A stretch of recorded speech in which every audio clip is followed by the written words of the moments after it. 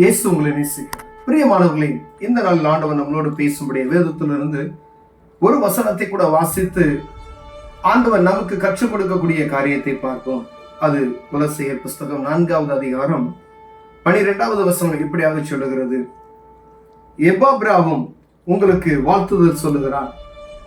உங்களை சேர்ந்தவனும் கிறிஸ்துவின் ஊழியக்காரனுமாகிய இவன் நீங்கள் தேவனுக்கு சித்தமானவை எல்லாவற்றிலும் தேறினவர்களாயும் பூரண நிச்சயமுள்ளவர்களாயும் நிலைநிற்க வேண்டும் என்று தன் ஜெபங்களில் உங்களுக்காக எப்பொழுதும் போராடுகிறான்.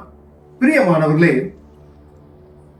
அப்போஸ்தலனாகிய பவுல் எப்பாப்ராவும் சொல்லக்கூடிய ஒரு ஊழியக்காரரை அறிமுகப்படுத்துகிறது நாம் இங்கே பார்க்க முடிகிறது. உங்களுக்காகவும் நீங்கள் செய்கிற எல்லா காரியத்திலும் தேறினவர்களாக இருக்கும்படியும் ஒரு ஊழியக்காரங்க இருக்காங்கன்னு வச்சுக்கோங்களேன்.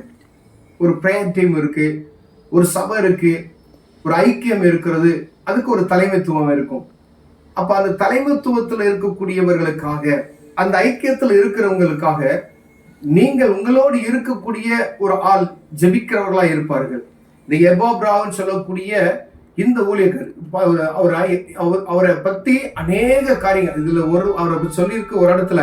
ஆனா இவரை போல எல்லா ஊழியங்களிலும் ஆண்டவர் ஒவ்வொருவருக்கும் வைத்திருக்கிறார். ஏன்னா ஜெபிப்பதற்கு ஆள் முக்கியமானது. ஒவ்வொருவருக்கும் தான் ஜெபத்துல தாங்குவதற்கு ஆட்கள் மிகவும் முக்கியமான ஒரு காரியம். பிரியமானவர்களே, அப்படியானா தேவ சமூகத்துல நமக்காக ஒருத்தர் பரிந்து பேசி ஜெபிக்கக்கூடிய ஒரு ஆட்கள் இருக்கிறார்கள் என்பதை நாம் அறிந்திருக்கிறோம். அவங்கள நீங்க சாதாரணமா நினைச்சிடக்கூடாது, சும்மா அற்பமா நீங்க நினைச்சிடக்கூடாது.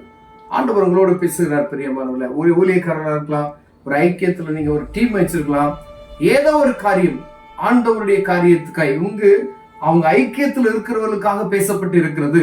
அதே போல அவர்களை பாருங்க, இவன் நீங்கள் தேவனுக்கு சித்தமானவைகள் எல்லாவற்றிலும் தேறினவர்களாயும் பூரண நிச்சயமுள்ளவர்களாயும் நிலைநிற்க வேண்டும் என்று தன் ஜெபங்களில் உங்களுக்காக எப்பொழுதும் போராடுகிறான்.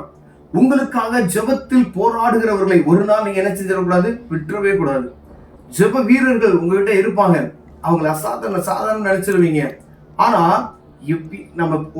அவர்களை விட்டுட்டு வெளியே போயிட்டாங்க, ஏதோ ஒரு நம்ம விட்டுட்டு வேற டீமுக்கு போயிட்டாங்க, இல்ல நம்ம சபையை விட்டுட்டு வேற சபைக்கு போயிட்டாங்க, நம்மளை கரிசனை இல்லாதவர்களாய் காணப்பட்டோமே. ஆனா நமக்கு ஜெபிக்கிற ஆட்கள், நம்ம சபைக்கு ஜெபிக்கிற ஆட்கள், நம்முடைய ஊழியத்துக்கு ஜெபிக்கிற ஆட்கள் ஒரு நாள் அவர்கள் என்ன செஞ்சிடக்கூடாது, விட்டுறவே கூடாது. இங்க சொல்லப்பட்ட இந்த ஊழியக்காரரை போல அநேக ஊழியங்கள் இருக்கிறாங்க. அவர்களை நாம் எப்படி என்ன செய்யுமா கனப்படுத்தி அவர்களை பக்குவப்படுத்தி பாதுகாக்கும்படியா ஆண்டவர் விரும்புகிறார். பிரியமானவர்களே, இந்த வேதம் தெளிவாக எழுதி வைத்திருக்குது. இவன் உங்களுக்காகவும் லவோதிக்கேயாவில் இருக்கிற எப்பாப்ராவுக்கும் மிகுந்த சாக்கிரதை இருக்கிறான் என்பதுக்கு நான் சாட்சியாக இருக்க பவுல் சொல்றாரு. அப்ப உங்களுக்கு தெரியும் ஒவ்வொருடைய சாட்சியை பற்றி. இப்ப இவங்க எனக்காண்டி ஜெபிக்கிறவங்க நிறைய பேர் இது மாதிரி ஜெபிக்கிற மற்றவங்களுக்காண்டி வாரப்பட்டு போராடி, எப்பொழுது போராடிங்க சொல்லப்படும், போராடி நீங்க வின் பண்ணணும், நீங்க நிலைநிற்கணும், நீங்க வல்லமையை பயன்படுத்தணும் என்று இருப்பதற்காக போராடி ஜெபிக்கிற ஒரு ஜெப வீரனை நீங்கள் இழந்து ஜெப வீராங்கனையை நீங்கள் இழந்து போய்விடக்கூடாது. ஆண்டவர் இங்கு தெளிவாக எழுதியிருக்கிறார். இங்கு சொல்லப்பட்ட இந்த மாதிரி ஊழியக்காரரை நம்ம எவ்வளவு ஜாக்கிரதை உள்ளவர்களாய் அவர்களை இன்னும் அவங்களுக்கு ட்ரெயின் பண்ணி அவங்களுக்கு இன்னும் ஆண்டவருடைய நாமத்தை மகிமைப்படுத்துவதற்கு அவர்களுக்கு நல்ல எப்படி சொல்லணும் அப்படின்னா நல்ல ஆசீர்வாதமான காரியங்களை சொல்லி ஊக்கப்படுத்தி அவர்களை பயன்படுத்துவதற்கு பாத்திரவான்களாய் இருக்கும்படி ஆண்டவர் என்னோடு பேசுகிறார். பிரியமானவர்களே, அற்பமாய் யாரையும் எண்ணி விடாதபடிக்கு ஆண்டவர் நம்மளோடு பேசிக் கொண்டு இருக்கிறார். ஜெபிக்கிறவர்களை நீங்கள் விட்டுவிடக்கூடாது. ஏன்னா ஜெபிக்கிறவர்கள் எல்லாருக்கும் உறுதுணையா இருப்பார்கள் என்று நம்ம அறிந்திருக்கிறோம். ஒரு ஊழியர் இருக்கு, ஒரு சபை இருக்கு, ஒரு பிரேயர் டீம் இருக்கு அப்படின்னா எந்த ஒரு காரியமா இருந்தாலும் சரி, அது ஜெபம் இல்லாதபடி அதுல ஒரு வெற்றியை நம்ம பார்க்க முடியாது. அதுல ஜெபிக்கிறவர்கள் நமக்காண்டி ஒருத்தவங்க ஜெபிக்கிறாங்க அப்படின்னா அவங்க எப்பொழுதும் நம்ம கைக்குள்ள வைத்துக்கிறது எவ்வளவு பிரியமான ஒரு காரியம், எவ்வளவு நன்மையான காரியம். ஆண்டவர் நமக்கு கொடுத்த கிஃப்ட்னு நம்ம நினைச்சுக்கணும். பிரியமானவர்களே, ஆண்டவர் இன்னால ஒரு விசேஷித்தமான ஒரு காரியத்தை நம்மளோடு இடைப்பட்டு கொண்டிருக்கிறார். ஜெபிக்கிறவர்களை, நமக்காண்டி ஜெபிக்கிறவர்களை ஒரு நாள் நினைச்சு விடக்கூடாது, விட்டுறக்கூடாது. நமக்காண்டி ஜெபிக்கிறாங்க அப்படின்னா அவங்களை நீங்க தேற்றுங்க, ஆற்றுங்க, அவங்கள தைரியப்படுத்துங்க, அவங்கள ஊக்குவீங்க.